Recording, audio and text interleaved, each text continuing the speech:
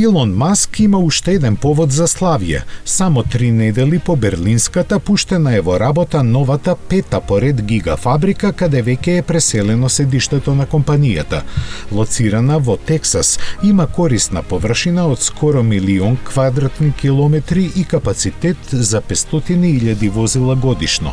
Во неа веќе започна да се произведува модел Y за американскиот пазар, а во иднина ќе стане главна фабрика и за модел 3, влекачот Семи и пикапот Cybertruck. Токму за него беше резервирано почесното место на настанот наречен Cyber Rodeo, со кој беше означен почетокот на работата на фабриката. Извинувајќи им се на купувачите што толку чекаа за него, Илон Маск вети дека производството ќе му започне идната година.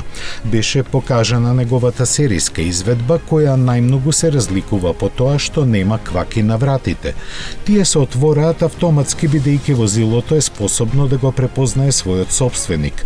Во оваа фабрика ќе се склопуваат и батериски пакети со новите келии развиени со Panasonic, кои имаат поголем капацитет, помалку се греат и се за половина поевтини од досегашните.